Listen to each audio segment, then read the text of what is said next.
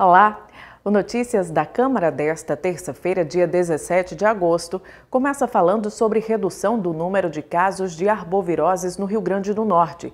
Segundo dados da CESAP, a Secretaria Estadual de Saúde Pública, este ano foram confirmados 709 casos de dengue, quando no ano passado esse número foi de 2.420. A chikungunya também apresentou queda de 71%. Foram 733 casos confirmados este ano, contra 2.553 em 2020. O número de casos confirmados de Zika vírus caiu de 98 para 95 este ano. A CESAP alerta para que a população continue prevenindo o mosquito Aedes aegypti, transmissor das arboviroses, das seguintes formas: esfregar com buchas as vasilhas ou reservatórios de água dos animais, não acumular lixo em terrenos baldios, manter a caixa d'água sempre tampada, cobrir objetos sem uso que possam acumular água e receber a visita do agente de endemias. E a gente segue falando sobre saúde, agora da vacinação contra a Covid. Hoje podem se imunizar jovens a partir dos 19 anos de idade. A expectativa da Secretaria Municipal de Saúde é de que nesta semana, Natal encerre a aplicação da primeira dose em todo o público adulto acima dos 18 anos, para então iniciar a vacinação de adolescentes já em setembro. Para mais informações, acesse o site rnmaisvacina.lais.frn.br. E para quem gosta de caminhar bem cedinho, essa é uma ótima notícia, porque o Parque das Dunas passou a abrir mais cedo para os copistas cadastrados. Hugo Fernandes. O Parque das Dunas voltou a abrir às 5 horas da manhã para os copistas cadastrados. O horário havia sido suspenso em razão das medidas de biossegurança adotadas pelo Estado para conter a pandemia. Os usuários cadastrados podem utilizar o espaço neste horário, inclusive nas segundas e feriados, dias em que a área está fechada para pessoas sem vínculo. O público que não possui a carteirinha pode utilizar o parque de terça a domingo, das 7h30 da manhã às 5h30 da tarde. Apesar do horário ter sido antecipado para os copistas, algumas medidas de biossegurança continuam sendo tomadas pelo parque. Confira as regras. Só entra no parque quem estiver de máscara. Os bebedouros seguem interditados. O estacionamento também continua interditado. O mesmo vale para o consumo de alimentos. O número de pessoas seguirá controlado pela portaria. A carteira de copista custa R$ 20 e deverá ser renovada anualmente, com exceção da carteira permanente emitida para pessoas acima de 60 anos. O cadastro é feito no site parquedasdunas.rn.gov.br. Hugo Fernandes para o Notícias da Câmara. E olha só, estamos no agosto dourado, mês de conscientização sobre o aleitamento materno.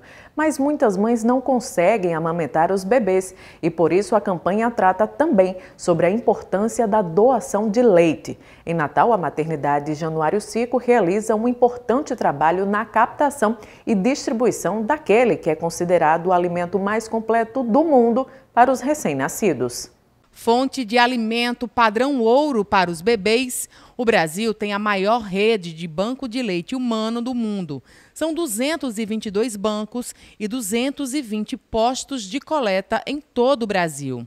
A maternidade Januário Cico realiza o trabalho de coleta e destinação do leite para quem precisa. Para doar, basta estar saudável. O leite materno a gente distribui para as crianças, principalmente que as mães estão impossibilitadas clinicamente de amamentar. Às vezes a mãe não tem leite suficiente, às vezes a mãe está com alguma patologia que é incompatível com a amamentação, que a gente sabe que existe. Então, a maternidade, o banco de leite, a gente supre essa necessidade. A mãe que tem leite em excesso, ela pode ligar por 3342-5800 no horário comercial, de segunda a segunda, que funciona aqui. E a mãe que deseja, que tem necessidade de receber o leite para o seu bebê, aí tem que ser mediante uma prescrição médica ou do nutricionista. Durante esse tempo de pandemia, aconteceu um aumento de 30% no número de doações de leite materno. Isso é explicado devido a maior sensibilização por parte das doadoras, já que nessa pandemia aconteceu um grande número de óbitos maternos e, assim, maior quantidade de bebês prematuros. Infelizmente, com um número muito elevado de óbitos maternos, de crianças prematuras tendo que interromper a gravidez pela saúde materna, Então, as mães se sensibilizaram mais, a gente vê que, às vezes, até elas direcionavam, olha, eu vi uma pessoa, disse que estava precisando, eu quero doar para ela. Então, a gente conseguiu, em até 30% durante a pandemia, aumentar esse volume de leite coletado. No mês de julho, o banco conseguiu coletar 236 litros de leite de 153 doadoras. Todo esse leite ajudou 342 bebês, que receberam não só o alimento, como também o carinho e o amor dessas mães doadoras. Às vezes a mãe vai tomar banho, deixa cair, faz aquela expressão, vai para o ralo, porque está cheia de leite. Então, aquele leite que goteja, ele pode amamentar tanta criança, porque a gente tem prematuros que tomam 1 ml por vez, 2, 3, 4, que às vezes é o que fica no sutiã. Então, se ela tem um leite em excesso, até porque é um alívio para a mãe quando ela vai esvaziar a mama. O remédio de mama cheia é esvaziar. Não é compressa, é esvaziar. Então, se ela está esvaziando, está aliviando a mama dela, está proporcionando um leite de qualidade para um bebê que está lá no UTI precisando, entubado na maioria das vezes. Então, eu acho que é um gesto muito, muito bonito. E é solidariedade, é partilha. Só reforçando o telefone do Banco de Leite da Maternidade Januário Cico para as mamães que desejam doar ou receber o leite. O número é 3342-5800. Vamos agora aos assuntos do Legislativo. O educador Paulo Freire é o terceiro teórico mais citado do mundo em trabalhos na área de humanas e também reconhecido pelo método de alfabetização desenvolvido na década de 1960. Se estivesse vivo este ano, ele completaria 100 anos e, em reconhecimento a toda essa trajetória de vida, a Comissão de Educação da Câmara aprovou uma homenagem alusiva ao centenário do escritor. A primeira Comissão de Educação do segundo semestre deste ano teve 8 projetos de lei aprovados pelos parlamentares. Entre eles, a concessão de título de cidadão natalense ao educador Paulo Freire, que, se estivesse vivo em setembro, completaria 100 anos de vida. A matéria é de autoria do vereador Pedro Gocchi. Paulo Freire teve uma importante participação aqui no nosso estado na década de 60, que foi da Revolução Alfabetizadora em Angicos, que alfabetizou em 40 horas mais de 300 trabalhadores rurais daquela cidade. Portanto, considerando toda essa contribuição de Paulo Freire, a educação potiguar, a educação natalense, a educação do mundo, eu fico muito feliz de que na minha primeira participação na Comissão de Educação e Cultura da Câmara Municipal de Natal já tenha um projeto aprovado no âmbito desta comissão, que é o projeto que concede um título de cidadão natalense post-mortem para esse grande educador e grande ser humano que é Paulo Freire. Outro projeto aprovado institui a criação do Dia da Visibilidade Bissexual no município de Natal. A matéria é de autoria da vereadora Brisa Braque. Nós já temos no calendário do município o Dia da Visibilidade Lésbica, o Dia da Visibilidade Trans, o Dia do Orgulho LGBT, mas nós não tínhamos ainda no calendário do município o Dia da Visibilidade Bissexual, e isso se dá também como consequência dessa invisibilidade. Por exemplo, a gente precisa considerar o que é ainda as pessoas LGBTs evacuarem das escolas por conta do preconceito que ainda está enraizado dentro dos espaços educacionais. Então, sim, esse é um projeto que tem tudo a ver com quando a gente debate educação. Os transportes escolares da rede pública municipal de Natal poderão contar com a presença de monitores fiscalizando o embarque e o desembarque dos alunos. Essa é a proposta do vereador Chagas Catarino.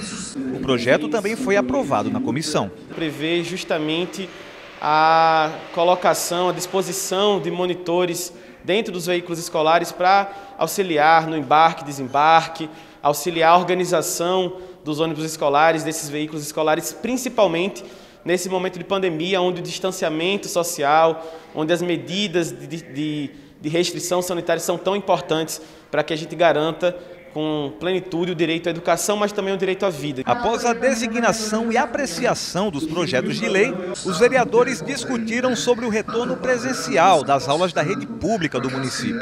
Lideranças do movimento estudantil da cidade participaram do debate. São vários os problemas, vai desde a estrutura das escolas até a alimentação dos estudantes. A gente não tem a segurança alimentar, a gente não tem a biossegurança garantida, a gente não tem todas as escolas com estrutura adequada para esse retorno.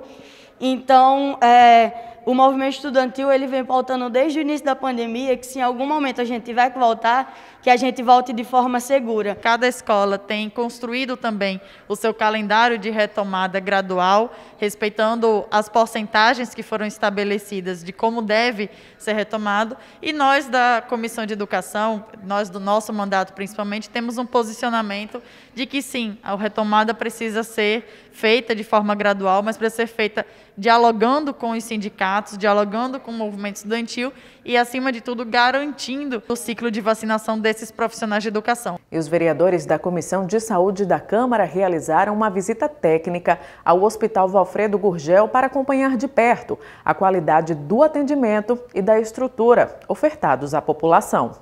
Recebidos pela diretoria do hospital, os vereadores visitaram vários setores da unidade e constataram diversas deficiências. Com 220 leitos de enfermaria disponíveis e 40 de UTI, o hospital continua enfrentando o maior dos problemas, a superlotação. Nos corredores a gente escuta, ouve as pessoas amigas, moradoras da Zona Oeste, da Zona Norte, de vários cantos, relatam que é a superlotação, né? Tenta até ter um bom atendimento, uma boa recuperação aqui nos corredores, mas a superlotação, os leitos superlotados é o que mais eles reclamam, né? A questão também das transferências do Hospital Valfredo Gurgel para o interior do estado. Foi vinculado na imprensa que o Hospital Valfredo Gurgel hoje passaria a ser porta fechada. O que significa isso? É bom que fique muito claro para quem nos assiste, porta fechada, que agora ele será porta regulada. O que acontece? Muitas vezes essa superlotação que existe, que é histórica, né? Desde que a gente conhece o Valfredo Gurgel, sofre com uma superlotação, às vezes são demandas que dá para resolver nos próprios municípios, nos seus hospitais municipais. Às vezes é uma sutura de 5, 6 pontos, mas termina vindo para o Valfredo Gurgel e muitas das vezes os municípios não se responsabilizam em vir buscar estes pacientes. Hoje o Hospital Valfredo Gurgel recebe diariamente 30 pacientes vindos do interior do estado. Cada um permanece de 25 a 30 dias internado, provocando superlotação principalmente nos corredores da unidade. Essa situação poderia mudar se houvesse uma maior colaboração dos hospitais de cada cidade. Quem tem que se organizar são os municípios, inclusive o município de Natal. Tem que se organizar para ter uma porta para que quando os pacientes... Primeiro, a porta escancarada, a porta aberta para que todo paciente chegue e tenha uma boa assistência são as UPAs. As UPAs estão abertas aí para atender o paciente. E se chegar na UPA um paciente mais complexo, a UPA regula para os hospitais que tenham condição de receber, que tem aquele perfil. Você vira a qualidade de como está o corredor ali, aquilo não pode ser uma boa assistência da forma que está o hospital. Com a porta regulada, o paciente não vai deixar de vir se for o nosso perfil, mas vai vir com a senha, vai estar sendo esperado para ser atendido e ter uma melhor assistência, entendeu?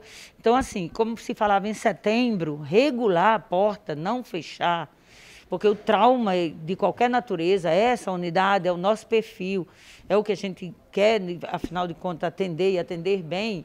Isso aí não vai ser, o SAMU vai ter acesso a vir a essa unidade quantas vezes quiser e for necessário. Na parte estrutural, os parlamentares detectaram vários problemas, que, segundo a diretora administrativa, é ocasionado principalmente pelas instalações antigas. É um prédio antigo, ele é de 1972, né? Então, assim, a gente tem muito problema de encanamento, de energia, de fiação, né? A gente tem 2 projetos já, inclusive para emenda parlamentar, conseguimos o recurso e agora a gente está aguardando o projeto executivo para reformar, né?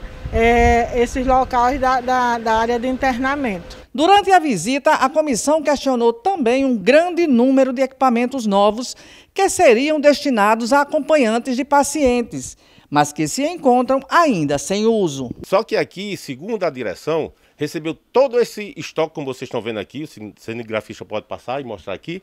Então, assim, esse material, segundo a direção, ele foi entregue, na verdade, o que não foi compro.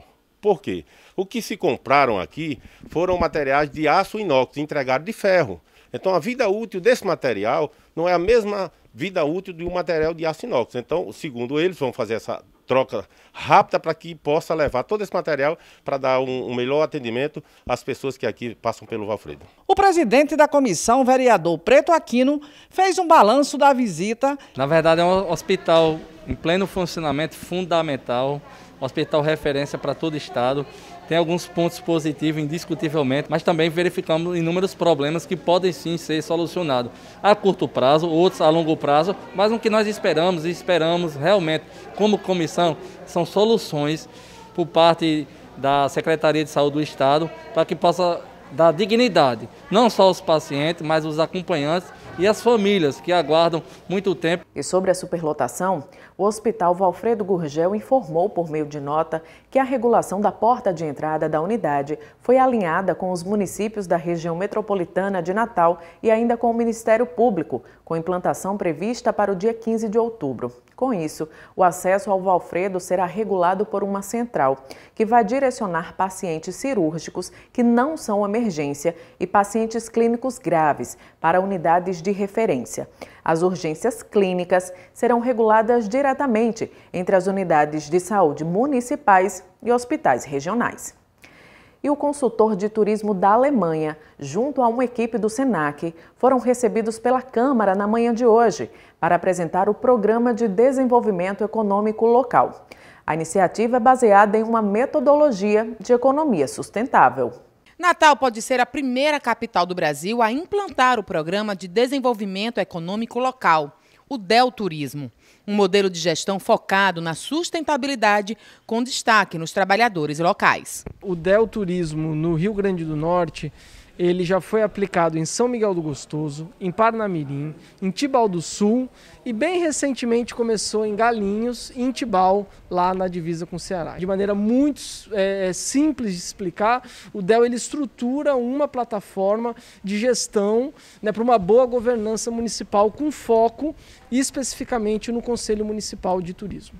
O novo modelo de gestão do turismo já foi aplicado na Alemanha e conseguiu resultados positivos que refletiram a queda no desemprego e o aumento da qualidade de vida da população. Vou pegar um caso específico que é da cidade de Essen, que passou nos anos 60 por uma grande mudança da sua infraestrutura, né? Era uma cidade de mineração e de grandes siderúrgicas. Tivemos na cidade 32 minas de carvão, ainda nos anos 50, em 89 fechou a última.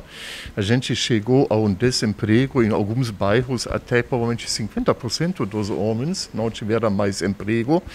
E isso obrigou as pessoas a se unir, juntar esforços e dizer agora todos juntos pela cidade. Acho que essa união das pessoas é o elemento-chave desse processo. A apresentação da equipe do Delturismo aconteceu durante a reunião da Comissão de Turismo da Câmara Municipal de Natal.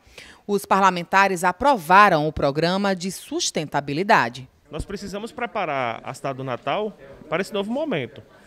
Nós estamos saindo, se Deus quiser, dessa pandemia, então nós precisamos preparar o nosso trade turístico para receber o nosso turista de forma adequada, da melhor forma possível, para que ele possa vir e voltar. Porque a grande importância é ele retornar também e divulgar a nossa cidade. A gente colocou em pauta uma sugestão de desenvolver e alavancar o turismo nas comunidades, nos bairros, né?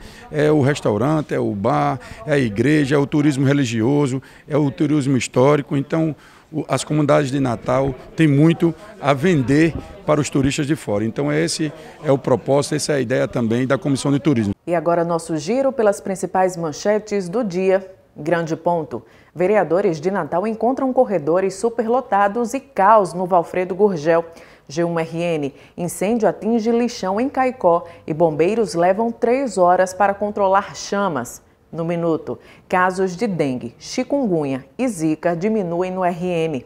Tribuna do Norte, Cruz Vermelha RN inicia vacinação contra a Covid-19 com ônibus itinerante em São Gonçalo do Amarante.